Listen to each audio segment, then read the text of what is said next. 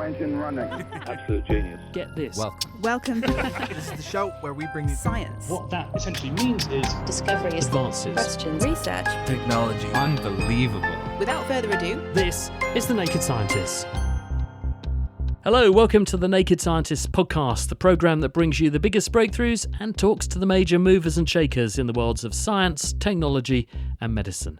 I'm Chris Smith, and coming up, African leaders hold emergency talks about deadly outbreaks of cholera on the continent. But why is this happening, and what can be done to curb the threat? The James Webb Space Telescope breaks another cosmic record, spotting the oldest galaxy ever seen, this one dating from just 280 million years after the Big Bang.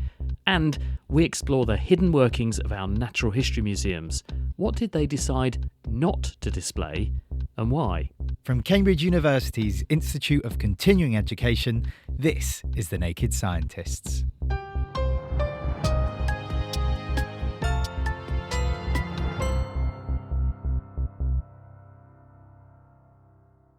First this week, African leaders have held a high-level emergency meeting to confront a deadly surge in cholera. 2/3 of global cases and 99% of deaths attributed to the waterborne disease are now reported on the continent, and war-torn Sudan is currently said to be on the brink of a public health disaster. The World Health Organization's Tedros Adhanom Ghebreyesus has described the surge as a symptom of deep failures in water, sanitation, health systems and governance. He added that strong leadership, local vaccine production and greater investment in hygiene and sanitation are all needed to tackle the crisis. Bahuma Titanji is an infectious diseases expert at Emory University. She's originally from Cameroon, which has itself experienced multiple cholera outbreaks in recent years. I asked her to tell me a bit more about the disease, why this is happening and what needs to change to turn the tide. Cholera is a life-threatening diarrheal illness which is caused by a bacterium that we call Vibrio cholerae. It spreads through contaminated water or food, and once inside the body, the bacteria is able to release a toxin that can cause the intestines to secrete large amounts of fluid. And in some people, the most severe manifestations can lead to really severe diarrhea and dehydration that can result in people dying just within a few hours of the disease manifestations. Where do most people get the infection from, though? How do they pick it up? The bacteria that causes cholera is in the environment and in human feces. So really, outbreaks happen in situations where the level of sanitation is poor, and you may have large populations of people living in very close quarters, like in refugee camps, and not having access to sanitation to properly dispose of human feces. And that contamination can lead to outbreaks of cholera occurring in these types of settings.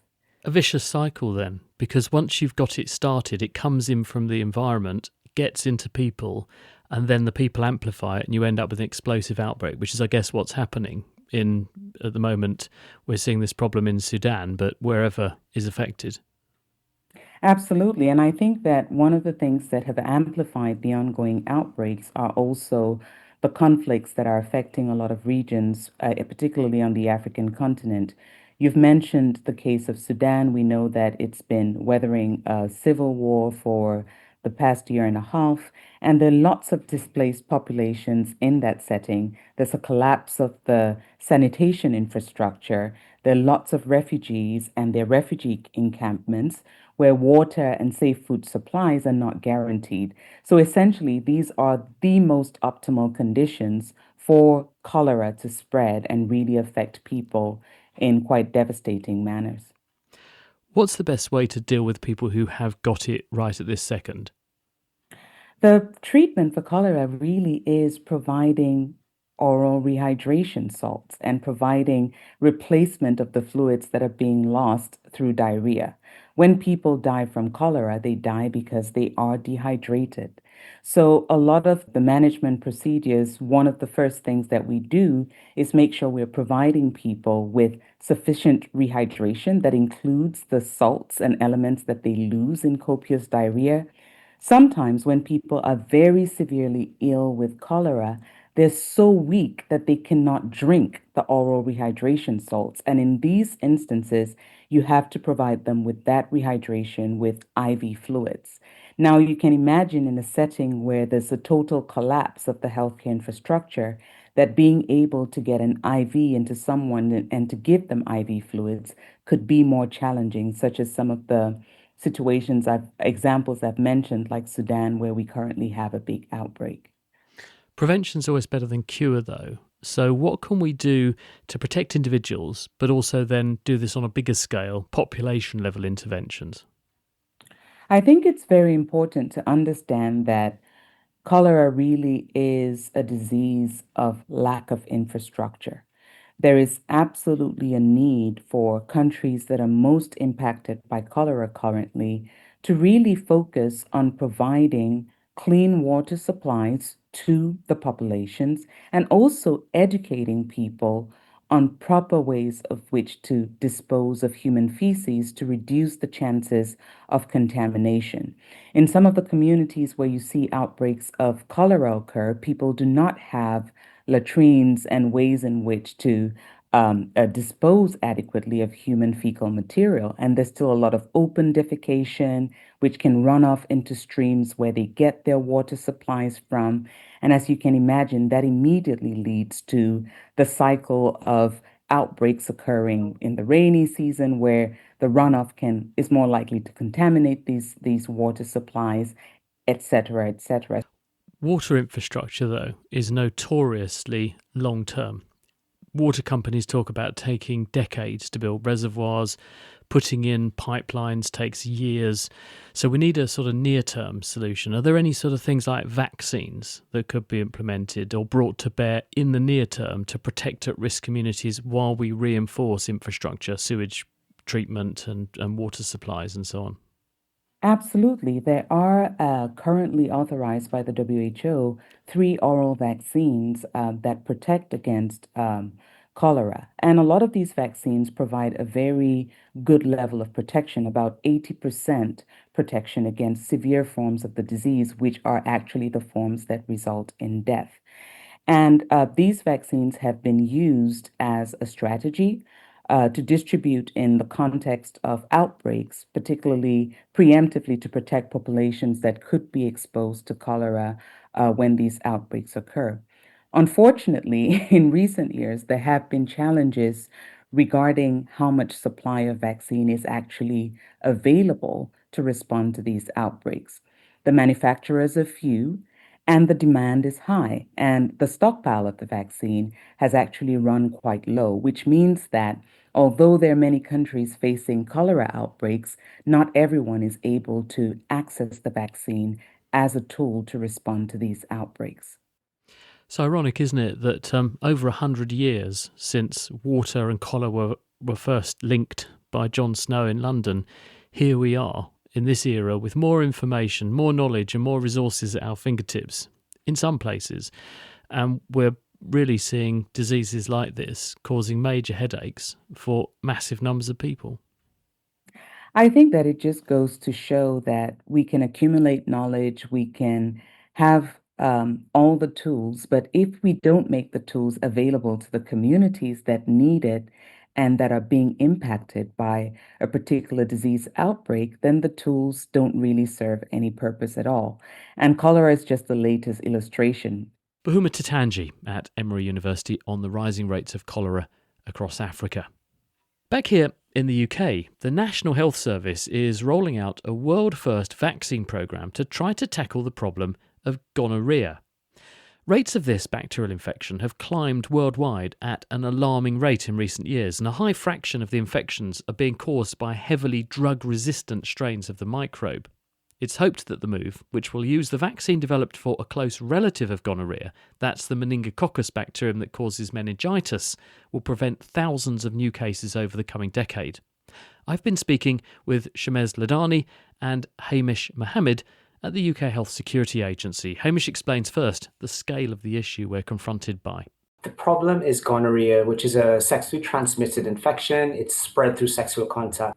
It's caused by infection with the bacterium Neisseria gonorrhea, and symptoms include painful urination and an abnormal genital discharge. But it's important to note that many people with gonorrhea may not have any symptoms. Now, symptoms of gonorrhea have been recognized for centuries in ancient Egyptian, Chinese, and Roman texts, as well as the Old Testament. It's a serious infection, and it could also result in a number of adverse clinical complications, such as pelvic inflammatory disease, ectopic pregnancy, and infertility. Also, the bacteria that causes gonorrhea is really agile. It's developed resistance to every class of antibiotics used to treat it over the decades. So antibiotic resistance for gonorrhea is a globally recognized public health concern. Now, in England, we've been detecting record numbers of gonorrhea diagnoses in recent years, with over 85,000 diagnoses in 2023. And that 85,000 total is the highest annual number since records began a long time ago in 1918. What are you proposing? Apart from obviously monitoring, surveillance is really important to keep on top of these sorts of trends, but what are you proposing by way of intervention? The reason why we're here today is about the fantastic opportunity that presents itself for a gonorrhea vaccination program in England to reduce gonorrhea risk. And Shamez, can you tell us what that intervention is and how it's proposed to work? We've been trying to make a vaccine against gonorrhea for more than 100 years, and we have failed every time. And there isn't any vaccine out there that even looks promising. But about 12 years ago, a vaccine was licensed against meningitis and septicemia. Fortuitously, the meningococcus, which causes meningitis and septicemia, is very closely related genetically to the gonococcus, which causes gonorrhea. And other countries that have used this vaccine for teenagers and young adults have found that this vaccine also gives 40% protection against gonorrhea for at least 4 years, and more data are coming through. So even though the vaccine is not licensed against gonorrhea, we feel that because of the problems that we have at the moment with control of gonorrhea and antibiotic resistance, we should be implementing a vaccine that will help reduce the burden of disease, potentially transmission of the disease, and actually give the sexual health services a bit of a break by reducing the number of treatments and investigations that they have to do. You say that it reduces the risk of catching gonorrhea by 40%. Is there a chance, though, that it could push some cases under the carpet and turn them into asymptomatic cases? So we miss them, the people don't even know they've got it, but they're nevertheless infected and could carry on passing it on. It is possible. We need more data, but this is one of the fields that if you don't use a vaccine, we won't learn from it. We are going to be the first country in the world to offer the vaccines to groups that are at high risk of gonorrhea. And what we are hoping is by being at the front end, we will be able to monitor vaccines and infection rates. And that will teach us a lot more about the vaccines, not only how best to use them, but potentially to develop new generation vaccines based on the same vaccine technology so that we get better protection against gonorrhea. Hamish, do you know who those groups that Shamez is referring to are, who are at highest risk and therefore are your target for this intervention? The gonorrhea vaccination program will primarily focus on gay and bisexual men with markers of increased risk for gonorrhea, such as a recent bacterial STI infection. Bacterial STIs would include gonorrhea as well as syphilis. Now, the reason why this is the primary focus of the vaccination program is because gay and bisexual men comprise less than 5% of the population, but they represent just under 50% of gonorrhea diagnoses each year. So while eligible gay and bisexual men will be offered the vaccine at sexual health services, clinicians at these services will have clinical discretion to offer the vaccine after an assessment of gonorrhea risk to other individuals as well. And Shamez, when will you know it's working? We're hoping to have the first results within 12 months because what we are hoping is that if we can demonstrate the same effect that they have seen in other populations, which is not the high-risk populations, other countries will be tempted to offer the program to their populations as well. And that way you can have a major impact. As you can imagine, many other countries have similar problems to us, and the rising problem of antibiotic resistance is a global one. So we will try and get the data out as soon as possible so that other countries can use that information to make decisions for their own countries. I'm very optimistic we'll have results within 12 months of starting the program. Shamez Ladani and Hamish Mohammed, they're both at the UK Health Security Agency. The Naked Scientists podcast is produced in association with Spitfire. Cost-effective voice, internet and IP engineering services for UK businesses. Find out how Spitfire can empower your company at spitfire.co.uk. Music in the programme is sponsored by Epidemic Sound, perfect music for audio and video productions. This is the Naked Scientists podcast with me, Chris Smith. Still to come, we go behind the scenes of the world's natural history museums, and we're asking how much of your brain is devoted to processing just what you're looking at right now. The answer may surprise you. First, though, it's been a big week for space science, with the imminent switch on of a telescope that promises to scan the whole sky multiple times a week and might even flash out Planet X in the process, a new model that suggests we're not on a collision course with the Andromeda Galaxy after all, and scientists see farther back in time than ever before, documenting the earliest galaxy ever to exist, just 280 million years after the Big Bang. To take us through this cosmological hat-trick, I went to see Matt Bothwell, author and public astronomer at the Institute of Astronomy in Cambridge. We kicked off talking about MOM Z14, the catchy name they've given to this incredible galaxy, which was born over 13.5 billion years ago. It's a galaxy that we're seeing just 280 million years after the Big Bang. So it's the furthest back into the early universe we've ever been able to look before. Why is that a breakthrough? Well, the further away galaxies are, the harder they are to see for a couple of reasons, just because seeing something more distant gets fainter. Also, the light gets stretched, gets what we call redshifted by the expanding universe. And so as the light from these really, really distant galaxies gets stretched, it disappears into the infrared. And then we need these special telescopes like James Webb to be able to see them. But also because these galaxies are so brand new, they really are the first baby galaxies that ever formed in the universe. They're also just intrinsically really small. So that combination of small and far away and very, very red makes them very tricky to see. The James Webb has done this. That also can look at the colours of the light that come, the spectra, which means we can tell something about the chemicals that are there. There's interesting references made to there being other elements like oxygen and nitrogen in those signals. Why is that significant?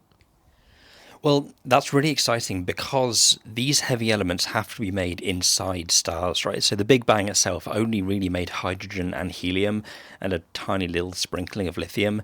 Anything else, like oxygen, like nitrogen, like carbon, has to be made in the centers of stars and then gets spread, seeded around the galaxies as the stars live and die. And the fact that we're seeing all these heavy elements in this galaxy only 300 million years after the Big Bang means there must have been multiple generations of stars living and dying and generating these elements, which means really that all the process of star formation and galaxy formation in the early universe really kicked off a lot sooner than we thought it did. And I think the really exciting thing is what happens when you slightly pan out and realize this isn't just a one-off. What we're seeing here is evidence that there's a whole population of galaxies in the early universe, something like 100 times more than we expected, which is just completely rewriting the story of how galaxies formed. How does it change then our view of what the universe was doing in its infancy? Well, it really adds to a story that James Webb has been telling since the first data came in, that just everything in the early universe was a lot brighter and a lot more vigorous and more populous than we first thought. The predictions were that there would be very, very little going on until about 500 million years after the Big Bang. And then we thought, starting from maybe 500 million years after the Big Bang, there'd be a few little sporadic galaxies around. But now we're seeing hundreds of millions of years before that, there are these stonkingly bright galaxies everywhere, and it just means there's a lot more to learn about how the first stars and galaxies form. So watch this space on that one. The other big story this week suggests, I'm not sure if I should be relieved or not, but we've been claiming for years that the Milky Way will end in a catastrophic cosmic collision because we're going to run into our next door neighbour, the Andromeda Galaxy. There's another paper now saying they've modelled this and they suggest this is very unlikely, something like 2 to 5% likelihood. What have they done, and how did they arrive at that conclusion? Why did we get it wrong before? Well, I think beforehand, people just did the pretty simple thing of looking at the Milky Way and looking at Andromeda and realised that we were moving towards each other at about 200 kilometres per second, and then realised, well, the natural thing is that we crash at some point. This new paper has done a lot more of a detailed dynamical model of all of the galaxies in the local groups, and not just looking at the Milky Way and Andromeda, but looking at, there's a galaxy called M33, which is like this fluffy little spiral that hangs around the Milky Way and Andromeda, but also the Magellanic Clouds, these little dwarf galaxies that are orbiting around the Milky Way. And it turns out if you not only include the Milky Way and Andromeda, but all these little dwarf companions that are hanging around, and you properly simulate the system, then it starts to look a lot more likely that the Milky Way and Andromeda are actually going to miss each other and then just orbit around each other for at least the next 10 billion years. Do galaxies actually collide, though? Have we got evidence of other galaxies having had a pile-up? Yeah, absolutely. It happens really often. In fact, galaxies colliding together is one of the main drivers of star formation in the universe. One of my favourite objects in the sky is called the antenna galaxies, and it was famously imaged by the Hubble Space Telescope. Listeners can go and look it up. It's the most beautiful picture. And it's two Milky Way-type galaxies that are in the middle of this titanic collision, and all the gas and the dust is whirled together into this very sort of picturesque image. The Milky Way has had collisions in its past. We know that we have eaten several dwarf galaxies, but a big, what we call a major merger, like the type of thing that we'd see with the Milky Way and Andromeda, where there are two big galaxies of comparable size crashing together, that is fairly rare. What's the outcome of that? Or I could say, I suppose, the spin-off. Do you get things flung off into space? Do you get debris piling up? Or do they just merge into one bigger galaxy? I think the end result is that they do just merge into one bigger galaxy. I think in the short term, you get all kinds of really funky dynamical effects, like you get tidal tails and structures, and you presumably do get stars sort of flung off into the intergalactic medium. But, you know, the ultimate end, if you fast forward a few billion years or so, is that, yeah, the gravitational pull of the whole system will just smush everything together and into one big galaxy that we used to call Milkdromeda, but now might not actually happen. Well, back down here on Earth, there's also quite an exciting announcement that this observatory is going to go live, the Vera Rubin. What is that, and why are scientists like you excited about its switch on? It's a brand new telescope which has this sort of 3-mirror optical setup. The end result is that this telescope can do both wide field imaging and get things in super sharp pinpoint detail. With telescopes, we used to have to make a trade-off, but this telescope does everything, basically. And so what it's going to do is survey the entire sky every 3 days down to this unbelievable level of detail. So anything that's changing, anything that's moving in the sky, we're going to see it. It's going to be this incredibly detailed movie of the night sky for astronomers to study for years to come. But haven't we already got the Gaia spacecraft? That's a space-based telescope that is taking lots of pictures of the sky like that. So how do the two projects differ? So it is fairly similar. The advantage of the Rubin telescope is that it's much wider field. So Gaia does do what we call time domain astronomy. It can look for things that are changing over time. But Rubin's just enormous field of view just means it does capture the entire sky like a few times per week, which Gaia just has no hope of doing. So yeah, Rubin is like sort of Gaia on steroids, if you like.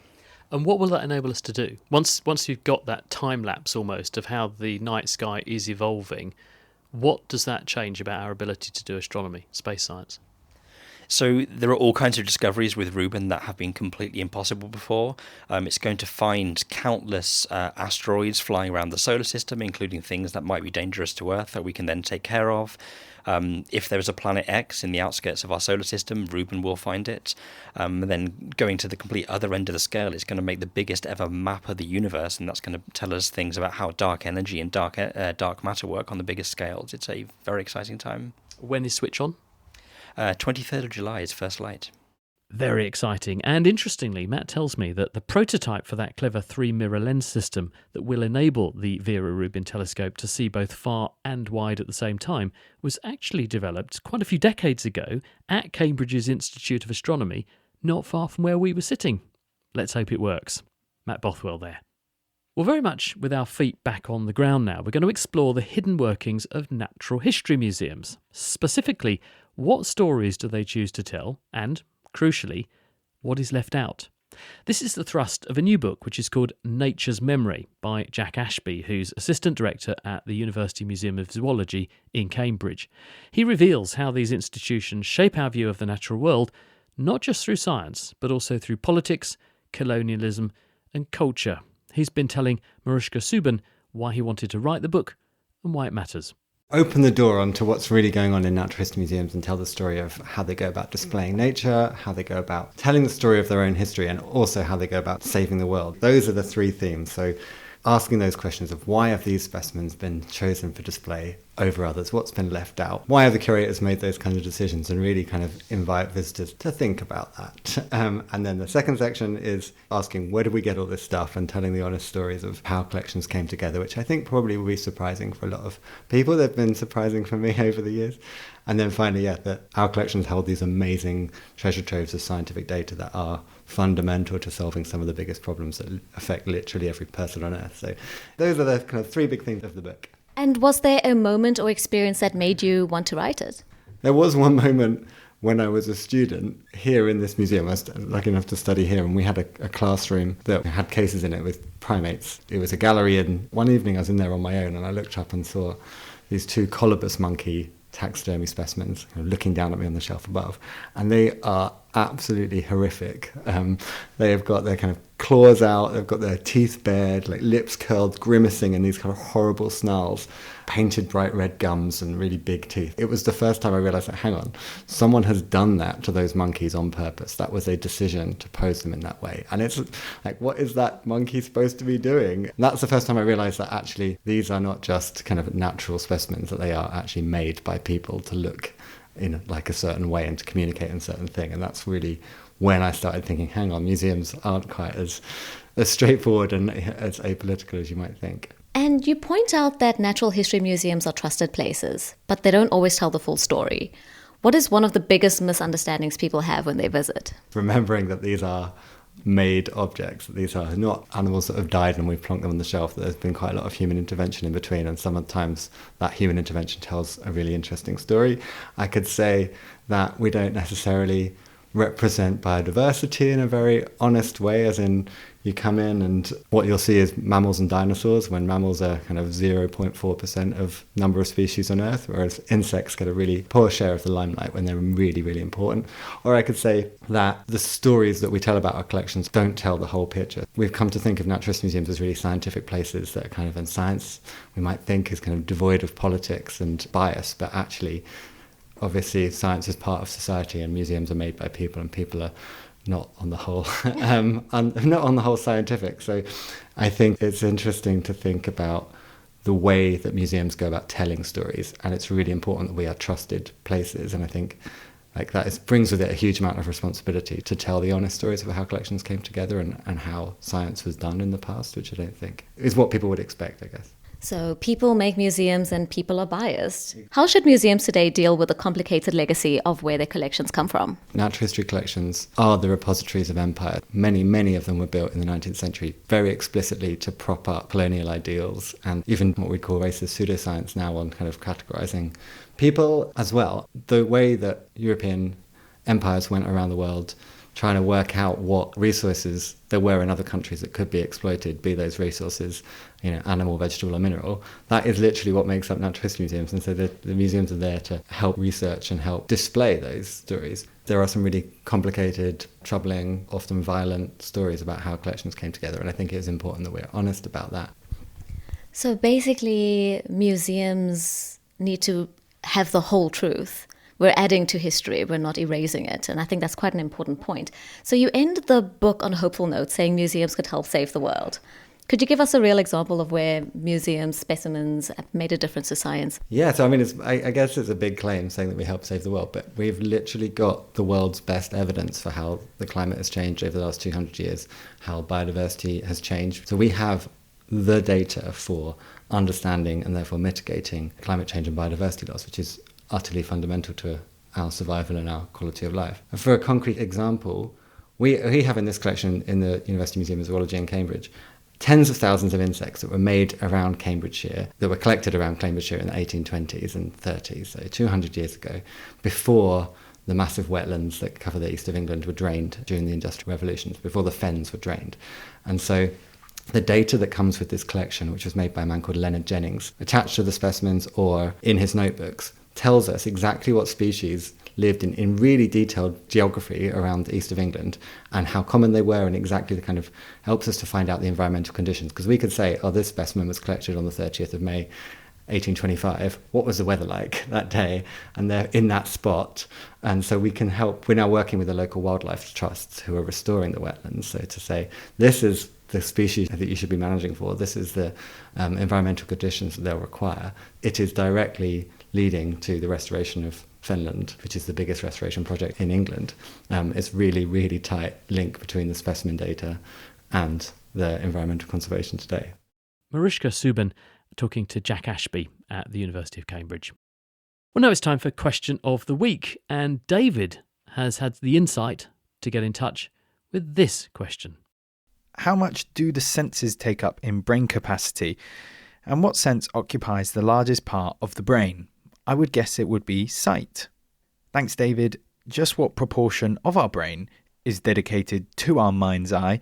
And how does this stack up to the rest of our senses? Is it even possible to disentangle our vision from our sense of smell or touch when we look at brain scans? Well, I asked Holly Bridge, Professor of Neuroscience at the University of Oxford, for her help with this one.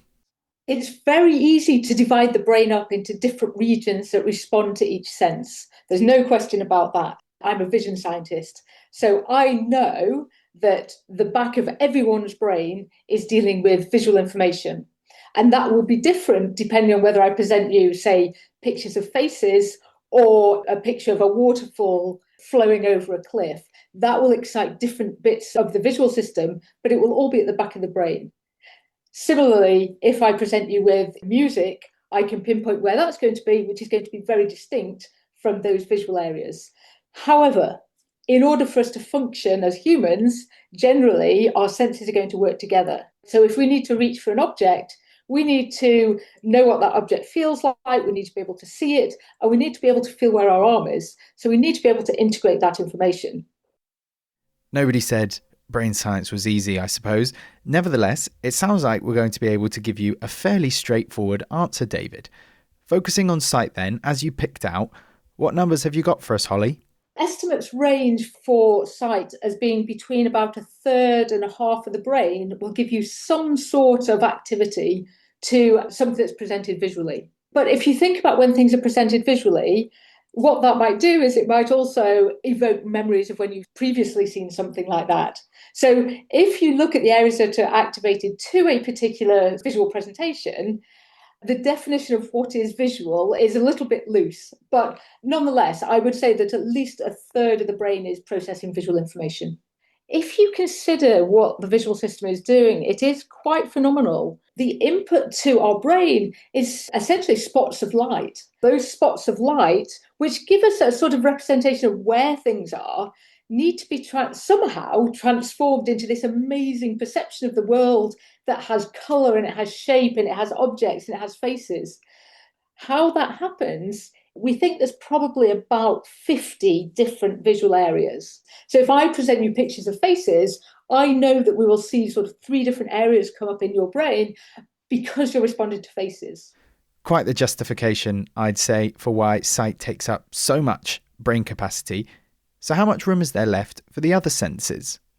We'll probably consider that audition is the next most important to us because it can alert us to danger. So if we are not paying attention to something, we're trying to cross a road and suddenly a car honks at us, that's really important for alerting us to what's going on. We can get a very fast reaction. The touch system is obviously most useful for things that are very close to us. Our touch system works very closely, of course, with our motor output. From that point of view, it's also very important. In terms of brain capacity, taste and smell take up less in us humans than our other senses, but that's not to say they aren't vital for some people's quality of life, as many of us will no doubt remember from a run-in with COVID. But David, your intuition was correct. Sight does indeed occupy the largest part of our brains, with estimates suggesting around 50 individual sections, totting up to between a third and a half of the real estate up there. Thanks for the question, and to Holly Bridge, Professor of Neuroscience at the University of Oxford, for her help with the answer. Next time, we'll be answering this one from Donald. He asks, how big is a photon. So can you shed some light on that one for us? If you think you know the answer, or you have a question of your own you would like us to dig into, please do drop us a line to chris@thenakedscientist.com. You can also drop into our forum at nakedscientist.com/forum. There's a question of the week section to that, and all of the previous questions and the current one are being discussed and disputed therein. That is where we have to leave it for today, but do join us on Tuesday, though, when we're going to take a closer look at how we can improve the mental health of younger people. The Naked Scientist comes to you from Cambridge University's Institute of Continuing Education. It is supported by Rolls-Royce. I'm Chris Smith. Thanks for listening, and until next time, goodbye.